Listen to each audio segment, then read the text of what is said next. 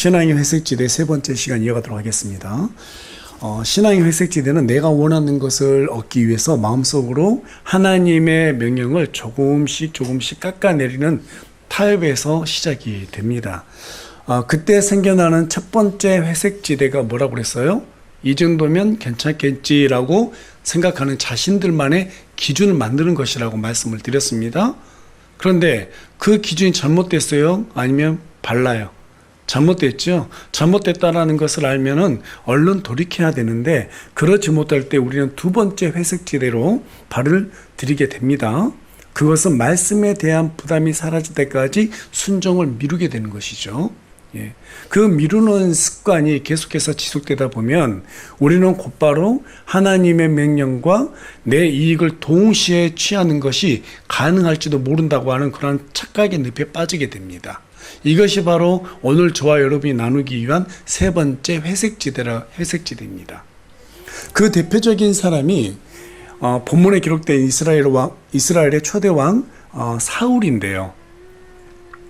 오늘 본문은 하나님께서 사울 왕에게 아말렉 족속을 진멸하라고 하는 이 명령에서부터 시작이 됩니다. 자, 그런데 이것은 단순한 진멸이 아니었어요. 3절에 가서 보면 남자와 여자와 어린 아기와 젖먹이와 소와 양과 낙타와 나귀들까지 모두 다 진멸하라고 말씀하셨어요. 예. 전부 다 진멸하라고 말씀하셨어요. 다시 말해서 아말렉 족속은 물론이고 그들이 소유하고 있었던 가축들까지 전부 다 없애버리라는 거예요. 섬뜩하죠? 하나님께서 왜 이렇게까지 명령하셨을까요, 도대체? 여러분, 아말렉은 어떤 족속이에요? 이스라엘 백성들이 이집트에서 탈출해서 가나안을 향해서 가잖아요. 40년 동안 광야에 머물렀습니다. 그때 이스라엘 백성들 중에서 뒤처진 사람들을 계속해서 공격하는 그러한 방식으로 하나님을 대적했던 민족이었어요. 그럼에도 불구하고 우리 하나님께서는 300년 동안 이 아말렉 족속을 향해서 참으셨단 말이죠. 하지만 그들은 여전히 계속해서 하나님을 대적했고 자신들의 죄를 쌓아 올렸습니다. 그래서 하나님께서는 출애굽기 17장 14절을 통해서 하늘 아래에서 아말렉 족속에 대한 기억을 없애버리겠다. 무슨 말이에요? 누구도 다시는 기억하지 못할 만큼 흔적도 없이 지워버리겠다라고 그렇게 말씀하셨고, 그 말씀을 때가 되어서 이행하기로 작정하셨다는 겁니다. 하나님께서 아말렉 족속은 물론이고 그들의 소유까지 전부 다 진멸하라고 하셨던 이유가 바로 여기에 있었어요. 그들의 흔적을 아예 지우기 위해서. 무슨 말이에요? 하나님을 대적한 사람은 어떻게 된다? 누구도 기억하지 못할 만큼 하나님께서 완전하게 징계하신다라는 겁니다. 자, 이제 사울은 그 명령에 따라서 아말렉 족속을 완전하게 소멸될 때까지 진멸해야 했습니다. 그러나 사울은 아말렉 족속의 왕 아각을 죽이지 않았습니다. 포로로 끌고 왔어요. 게다가 양들과 소들 중에서 가장 좋아 보이는 이것들을 전리품으로 취해서 데리고 왔습니다. 그래놓고 사울은 사무엘에게 뭐라고 말했어요? 자기가 하나님의 명령에 따라서 모두 다 진멸했다라고 말하게 되죠. 그 말을 하자마자 사무엘은 말씀을 멈추라고 호통을 칩니다. 그리고 또 계속해서 말하죠. 처음에 당신이 겸손해서 하나님께서 이스라엘의 초대 왕으로 세우셨는데 왜 하나님의 명령대로 하지 않고 아말렉 족속을 진멸하지 않았느냐라고 그렇게 책망을 합니다. 그때 사울이 변명하죠. 그 내용이 20절에서 21절에 있는데요. 우리 다 같이 한 목소리 읽어보겠습니다. 시작. 사울이 사무엘에게 이르되 참으로 나는 주의 음성에 순종하여 주께서 나를 보내신 길로 가서 아말렉 왕 아각을 끌어왔고 아말렉 족속을 진멸하였나이다. 백성이 길갈에서 주 당신의 하나님께 이 제물을 드리려고 노량물 중에서 양들과 소들과 또 진멸시켰어야만 하는 것들 중에서 가장 좋은 것을 취하였나이다 하므로. 지금 이 구절 자세히 보게 되면은요, 사울이 참 비겁해요. 자기가 명령해놓고 지금 누구 탓서 들고 있어요? 백성들 타서 놀고 있잖아요. 백성이 가져왔다라는 거예요. 저는 진멸을 하려고 했는데 백성이 데려왔다. 마치 이렇게 말하고 있습니다. 그런데 실제 속마음은 뭐였어요? 백성들 앞에서 자신을 높이기 위해서 아말렉 족속의 왕 아각을 끌고 온 거예요. 끌고 오면 사람들이 얼마나 환호하겠어요. 그렇죠? 그 찬송을 받기를 원했단 말이에요. 그리고 가축들은 자기가 딱 보니까 죽이기에 너무 아까운 거예요. 너무 탐이 나는 거예요. 그래서 생각해낸 것이 무엇이었냐면 좋은 가축들은 희생 제물로 하나님께 드리고 그 중에서 남은 것은 내가 취하면 하나님도 좋고 나도 좋고. 여러분 무슨 말인지 이해가 되시죠? 그러니까 하나님께서는 사울에게 뭐라고 명령하셨어요? 아말렉 족속 왕을 잡아오라고 하셨나요? 가축의 일부러 데려와서 희생 헌물로 드리라고 했나요? 그런 말 전혀 없었어요. 단지 아말렉 족속의 남자와 여자와 어린아기와 젖먹이와 소와 양과 낙타와 모든 나귀들까지 완전하게 진멸하라고 하셨는데 지금 사울은 자기 눈에 보기 좋은 대로 생각을 했고 자기 욕심을 채우기 위해서 하나님 명령 위에다가 자기 생각을 얹혔다는 거예요. 자기 자신을 속인 거죠. 무엇을 위해서? 자신의 욕심을 채우기 위해서. 그런 자들에 대해서 야고보서 1장 22절은 뭐라고 말합니까? 듣기만 하여 자신을 속이는 자라고 말하고 있습니다. 하나님의 명령에는 회색지대가 없어요. 애매모호한 것이 없어요. 모든 것이 A 아니면 B입니다. 흰색 아니면 검정색이지 흰색과 검정색 물감을 섞으면 어떤 색깔이 나와요? 회색? 이거 없어요. 애매한 게 없어요. 근데 자꾸 우리는 우리의 욕심이 들어가기 때문에 어떻게 돼요? 하나님 말씀은 물과 기름이 정확히 분리된 것처럼 분리되어 있는데 우리의 욕심은 유화제와 같아가지고 그 안에 쑥 집어넣으면 어떻게 돼요? 섞이게 되죠. 섞어버려요. 우리의 욕심이 유화제예요. 그래서 내 생각과 하나님의 생각을 명령을 어떻게 해요? 믹서해서 자기만의 것을 만들어냅니다. 이게 바로 회색 지도로 가는 우리의 마음이에요. 우리의 태도예요. 저희 큰어머니는 교회 권사님입니다. 그런데 매년마다 제사를 참 열심히 드리세요. 그게 참 이상했어요. 그래서 고등학생 때인가요? 큰어머니께 가서 왜 그렇게 새벽 기도부터 수요예배, 금요예배, 주일 낮예배, 저녁예배 한 번도 안 빠져요. 그러면서 왜 제사를 드리세요? 라고 한번 물어봤어요. 그랬더니 큰어머니께서 저한테 그렇게 말씀하셨어요. 조상도 잘 섬기고 하나님도 잘 섬기면 복을 더 많이 받는다는 거예요. 정말 성경이 그렇게 말하고 있을까요? 고린도전서 10장 20절에 가서 보면 제사 지내는 행위를 마귀를 섬기는 교제라고 말하고 있습니다. 맞아요? 마귀를 섬기는 교제예요. 우리 큰어머니가 교회를 그렇게 수십 년 다녔는데 이것을 몰랐을까요? 아니죠. 제가 그 교회 목사님을 알거든요. 절대로 이것을 말 안 했을 리가 없어요. 알았어요. 절대 몰랐을 리가 없습니다. 그럼에도 불구하고 하나님과 함께 마귀를 섬겼던 것은 사울처럼 자신에게 유익이 되는 그것에 집착해서 자신이 그렇게 하는 것이 옳다라고 생각했기 때문입니다. 그 이치를 사무엘은 정확하게 꿰뚫어 봤어요. 그래서 사울에게 뭐라고 말했습니까? 22절 말씀입니다. 다 같이 읽습니다. 시작. 사무엘이 이르되 주께서 번제물과 희생물을 주의 음성에 순종하는 것만큼 크게 기뻐하시나이까. 보소서 순종하는 것이 희생 헌물보다 낫고 귀를 기울이는 것이 수당의 기름보다 나으니. 하나님은 수당의 기름, 그러니까 제사를 드려서 동물의 희생 제사 드리면 거기서 기름이 나오잖아요. 그 기름을 하나님께 드리는 것보다 하나님의 명령을 있는 그대로 순종하는 것을 더 기뻐하신다는 거예요. 여러분 믿으십니까? 하나님께서는 자신의 말씀을 있는 그대로 순종하는 것이 희생 헌물로 제사 드리는 것, 그것보다 훨씬 더 기뻐한다는 거예요. 하지만 사울은 자신의 이익을 위해서 하나님의 명령에다가 자기 생각을 얹혔어요. 더했어요. 그래서 불순종하게 된 겁니다. 거기에서 항상 나오는 생각들이 있어요. 나는 순종 안 한 게 아니야. 순종했어. 반쪽짜리 순종이 나온 거예요.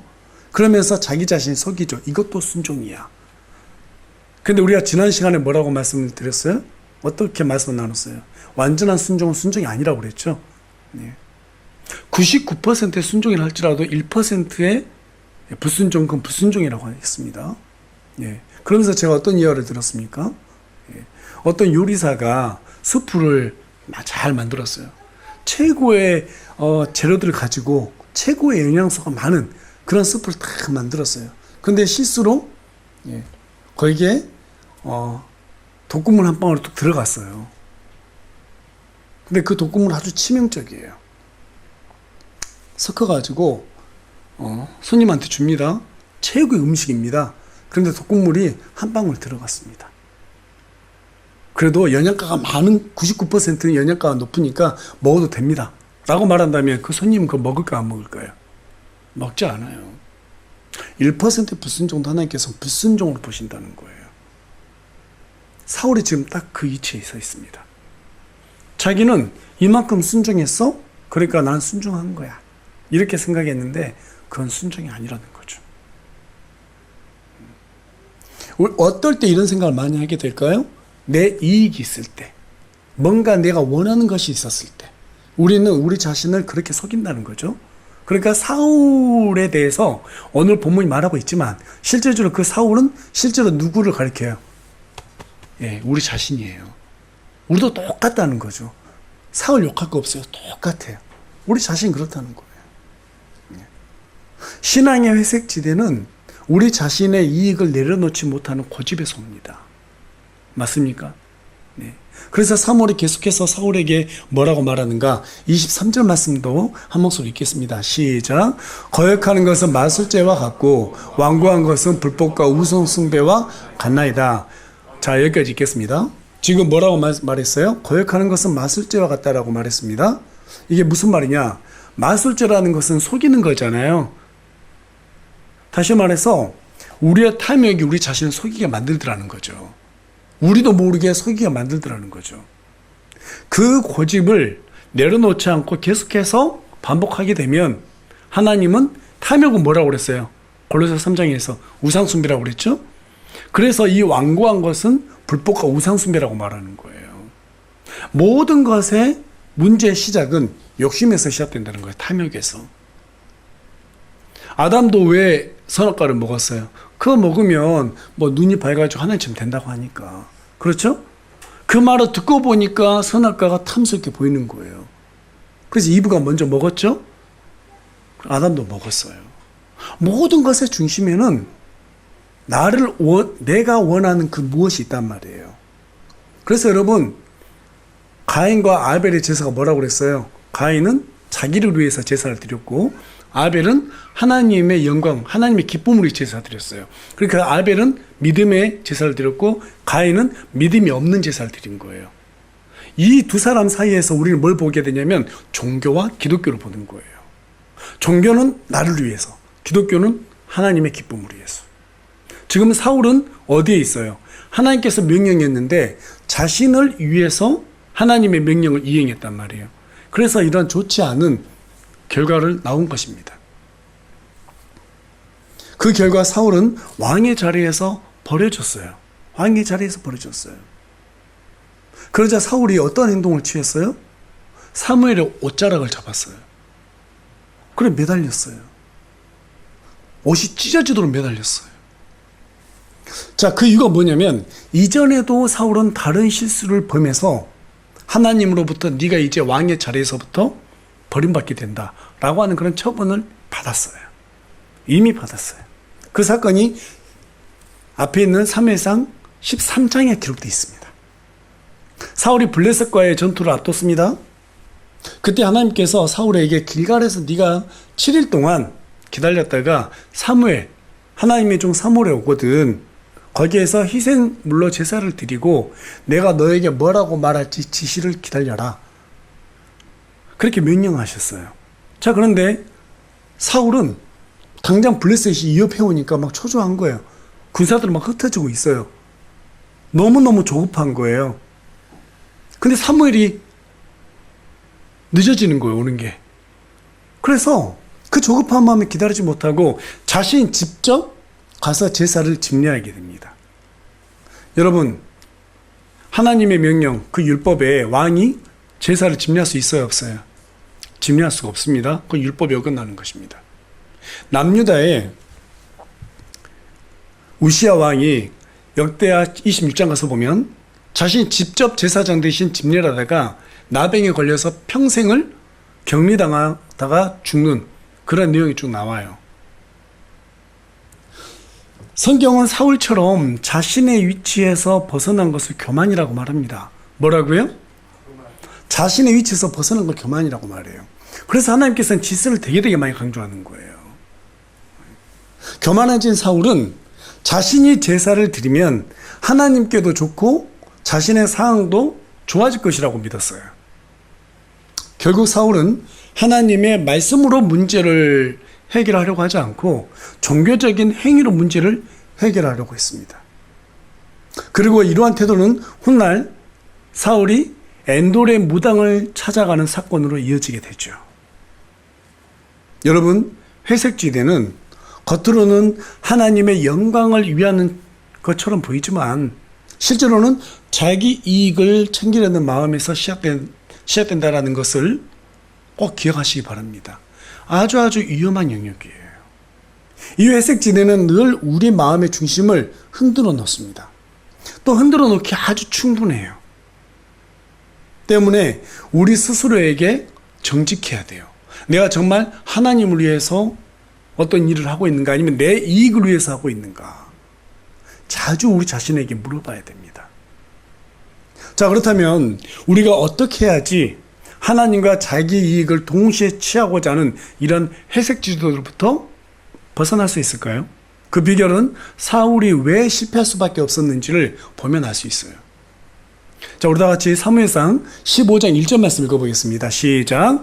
사무엘이 또한 사울에게 이르되 주께서 나를 보내사 왕에게 기름을 부어 자신의 백성 곧 이스라엘 다스릴 왕으로 삼으셨으니 그러므로 이제 왕은 주의 말씀들의 음성에 귀를 기울이소서. 지금 사무엘이 사울에게 뭐라고 말했어요? 왕은 주의 말씀들의 음성에 귀를 기울이소서. 그렇죠? 자, 계속해서 19절 말씀도 읽어보겠습니다. 시작. 그런데 어찌하여 왕이 주의 음성에 순종하지 아니하고 노량물에 달려들어 주의 눈앞에서 악을 행하였나이까 하니. 자, 여러분, 조금 전에 읽었던 15장 1절 말씀하고 19절 말씀 보니까 어떤 말씀이 좀 공통적으로 주어지고 있어요, 사울에게. 하나님의 음성에 귀를 기울이지 않았다는 거죠. 귀를 기울여야 했는데 귀를 기울이지 않았어요. 근데 순종하지 않았다는 것입니다. 회색지대는 하나님의 말씀을 내 상황에 유리하게끔 그렇게 적용하거나 해석하는, 또 내 이익을 취하기 위해서 바꾸는, 거기에서 오는 것입니다. 하나님의 음성에 귀를 기울이셔야 돼요. 여러분, 이 세상은 무엇으로 창조됐어요? 말씀으로 창조됐어요. 그럼 이 세상은 무엇으로 운영이 되고 있어요? 말씀대로 운영이 되고 있어요. 여러분 믿으십니까? 정말 믿으세요? 그럼 하나님의 말씀대로 하면 모든 것이 어떻게 돼요? 그 말씀대로 이루어진다는 사실도 믿겠네요? 그럼 하나님의 음성을 우리가 자세히 듣고 하나님의 말씀을 많이 알아야 되겠죠? 그게 복받는 길이에요. 사울이 그 말씀을 경시 여겼단 말이에요. 부분적으로 자기의 유리한 대로 해석했어요. 자기 생각에다가 거기다 어떻게 했어요? 섞어버렸어요. 여기에서 모든 비극이 시작된다는 거예요. 여러분, 회색지대를 벗어나는 길은 아주 단순합니다. 하나님의 음성을 있는 그대로 들으면 됩니다. 있는 그대로 순종하면 됩니다. 내 생각을 거기다 더하면 안 돼요.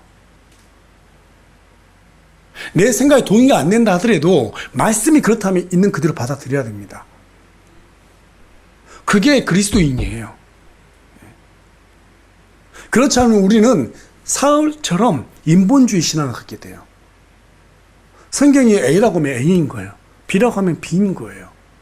중간에 내 생각, 내 이치, 내 상상력 동원해가지고 막 변질시키면 안 됩니다. 있는 그대로 받아들이셔야 돼요. 물론 성경 모든 것을 다 말씀 있는 그대로 다 받아들일 수 없는 부분도 있어요. 어떤 부분이에요? 상징으로 표현되는 부분들이 있거든요. 그런 부분들이 어떤 부분인지를 정확하게 이해해야 될 필요가 있죠. 근데 성경에서 천년이라고 하면 천년인 거예요. 맞아요? 예. 71회라고 했으면 딱 71회가 맞는 거예요. 예. 근데 우리는 그게 이해가 안 되니까 막 상징으로 다 해석해버리고 자기들 생각대로 상상하며 성경을 읽게 된단 말이에요. 그래서 여러분 잘못된 길로 빠지는 거예요. 사울이 지금 그런 식으로 하나님의 말씀을 해석했단 말이에요. 자기 기준으로 해석했단 말이에요. 여러분, 회색지대에서 벗어나는 것은 더 영리해지는 게 아닙니다. 하나님의 말씀을 정확히 듣고 내 상식을 내려놓고 있는 그대로 순종하는 거예요. 믿으시면 아멘. 예. 하나님은 아브라함에게 이삭을 바치라고 했습니다. 아브라함은 왜 그 이삭을 바치라는지 몰랐어요. 그 이유를 묻지도 않았습니다. 근데 바치라고 하니까 바치려고 모리아산으로 갔죠? 순종했어요. 요셉은 자기 주인의 아내를 범할 수 없었기 때문에 옷을 벗어던지고 유혹의 자리에서부터 벗어났습니다. 오직 하나님만 두려워했다 이 말이에요. 우리에게 뭐가 필요하냐? 하나님의 말씀을 두려워하는 그런 마음이 있어야 돼요. 함부로 해석하려고 하면 안 된다. 이런 두려움이 있어야 된다 이 말이에요. 다니엘은 예루살렘을 향해서 하루에 3번씩 기도하다가 사자굴에 던져질 위험에 처했습니다. 그럼에도 불구하고 타협했어요? 안 했어요? 타협하지 않았어요. 오직 하나님이 자신의 전부라고 생각했기 때문에 그런 타협을 하지 않는 용기가 나왔던 것이죠. 무엇보다도 우리 주님께서는 십자가에 달려서 죽으시기 전날에 우리 아버지 하나님 앞에 뭐라고 기도했어요? 내 뜻대로 마옵시고 아버지의 뜻대로 하옵소서. 내 뜻대로 마옵시고 아버지의 뜻대로 하옵소서. 우리는 신앙생활을 한다고 말하지만 너무나 내 뜻을 많이 가지고 있어요. 저도 그렇고 아마 여러분도 그렇고요. 뭐 다른 사람 볼 필요 없습니다. 우리 자신만 보면 금방 알잖아요. 하나님의 뜻대로 살아야 돼. 근데 몸이 움직여 안 움직여요? 안 움직이죠. 안 움직여요. 그렇게 움직이기가 쉽지가 않아요. 그때마다 왜 이 모양이지? 이런 생각을 하게 되더라고요. 잘 안 되더라고요. 그럼에도 불구하고 그것을 내 습관으로 들이기 위해서 사도 바울은 자기 몸을 쳤다고 그러죠. 그게 우리한테 필요한 거예요. 아브라함의 축복은 탐나고 아브라함의 고난은 받기 싫고 이거는 맞지가 않죠. 이치가. 하나님께서는 노력하는 자에게 상을 주시지 그냥 많은 지식이 있는 자에게 상을 주시지 않습니다. 아까도 여러분들께 말씀드렸다시피 주 예수보다 귀한 것이 없네? 그 찬송. 그렇게 그 가사에 동의하는 것은 지식이라고 말씀드렸어요. 근데 정말 우리가 예수님보다 귀한 것이 없다라고 생각하고 살아낸다면 그것은 신앙이라고 말씀드렸습니다. 그게 신앙생활이에요. 우린 너무나 지식적인 생활하면서 마치 많이 아니까 신앙생활을 하고 있는 사람처럼 착각할 때가 되게 많아요. 여러분 지식생활을 하게 되면은요 반드시 사울처럼 교만해집니다. 제가 그런 사람 너무나 많이 봤어요. 너무나 많이 봤어요. 특히 요즘은요 성경 안 본 사람 너무 많아요. 핸드폰 어플이라도 좀 이렇게 봤으면 좋겠는데 보질 않아요. 앞으로 안 볼 사람 더 많이 생겨날 겁니다. AI가 발달됐잖아요. 이제 AI한테 다 물어보면 되거든요. 그런데 여러분 제가 AI를 써보니까 발음 교리가 안 나와요. 발음 교리가 안 나와요. 진짜 많이 틀려요. 내가 원하는 대로 또 답해줘요. 또 주변 사람들한테 자꾸 물어봐요. 자기 생각을 얘기를 해요. 여러분 우리의 생각대로 성경을 해석하면 된다 안 된다? 안 된다. 하나님 말씀 있는 그대로 해석해야 됩니다. 근데 그것보다 더 중요한 게 뭐냐? 내 뜻이 어디 있냐는 거예요. 내가 하나님의 말씀을 알고자 하는 내 마음의 중심이 어디 있냐는 거예요. 정말 그 말씀대로 살기 위해서 하나님의 말씀을 지금 내가 읽고 있는지, 듣고 있는지, 아니면 지식을 자랑하기 위해서 하나님 말씀을 탐구하고 있는지, 큰 차이가 있습니다. 큰 차이가 있어요. 아주 제가 질렸어요. 이 머리만 커가지고 하나님을 안다고 하면서 행함이 없는 사람들, 그렇게 자신 속이는 사람들한테 질렸어요. 제가 너무 많은 그분들한테 당했어요. 또 당하는 사람들 많이 봤어요. 우리 교회에서는 그런 분들 없었으면 좋겠어요. 그런 사람들이 예수님도 잡아 죽였잖아요. 맞습니까? 바리새인들은 얼마나 지식이 많았어요. 근데 그 지식이 실력이 됐어요? 안 됐어요. 하나님께서는 사울에게 대언까지 할 수 있도록 해주셨고, 또 사울에게 직접적으로 말씀을 주셨어요. 사무엘을 통해서. 그럼에도 불구하고 자기 식대로 해석해버리잖아요. 여러분, 말씀을 내 식대로 해석하는 거 정말 두려워하셔야 됩니다. 아시겠죠? 예. 성경 말씀 있는 그대로 받아들이고, 있는 그대로 해석하고, 있는 그대로 순종하는 저와 여러분이 되기 소망합니다. 그런 위험성에서 벗어나기 위해서 저는 여러분에게 아까 뭐라고 말씀드렸어요? 우리 자신에게 정직해야 된다고 말씀드렸습니다. 저도 거기에서 절대 빠지지 않아요. 저부터 그래야 됩니다. 제가 요즘 읽고 있는 토저 목사님의 가짜인가 진짜인가라는 책이 있어요. 이 책을 쭉 읽다가 한 문장에서 다 멈췄어요. 가짜인가 진짜인가. 찔린 게 참 많더라고요. 그런데 한 문장에서 딱 멈췄었는데요. 그게 뭐였냐면 토저 목사님께서 우리가 진짜 그리스도인지 아닌지를 간단하게 판별할 수 있는 자가 진단법이 있다라고 말씀하셨어요. 그것은 스스로에게 내가 이 세상에서 가장 원하는 것이 무엇인지를 물어보는 거라고 그랬어요. 내가 이 세상에서 가장 원하는 것이 무엇인지 자기 스스로에게 정직하게 답해보라는 거예요. 틀에 박힌 진부한 답이 아니라 정말 원하는 것이 무엇인지 솔직하게 말해보면 내가 어떤 사람인지 알게 될 것이라고 토저 목사님은 말씀하셨어요. 저는 여기에 전적으로 공감합니다. 여러분, 그거 어렵지 않아요. 내가 돈을 어디에 쓰고 있는지 한번 봐보세요. 카드 내역서 쭉 보세요. 내가 가장 좋아하는 게 무엇인지 나와요. 실제로 그렇습니다. 또 뿐만 아니라 우리가 항상 생각하고 있는 것이 무엇인지를 알려면은요, 여러분 유튜브 한번 들어가 보세요. 여러분 계정에 있는 유튜브 눌러보면 관련된 게 쭉 뜨죠? 거기 보면 어떤 사람은 이거, 어떤 사람은 저거 다 다를 거예요. 그게 아마 그 사람이 가장 많은 생각을 지배하고 있는 것일 거예요. 여러분, 우리는 내 뜻대로 되기 위해서 하나님을 섬기고 있는지, 아니면 하나님의 뜻을 구하기 위해서 하나님을 섬기고 있는지, 우리 스스로에게 있는 그대로 한번 질문해 보셨으면 좋겠어요. 한 주 동안 각자 이 질문을 스스로에게 던지고 진지하게 우리 자신이 사울처럼 하나님과 자신의 이익을 동시에 취하려고 하고 있는지, 아니면 정말 내가 순수하게 하나님을 사랑하고 있는지 돌아보시고, 만약 저와 여러분의 그 의도 속에서, 답 속에서 회색지대가 발견된다면 회개하고 하나님 앞에 정말 정직하게 주님을 섬기고 순수하게 하나님을 섬기겠다라고 그렇게 다짐하는 저와 여러분이 되길 소망합니다.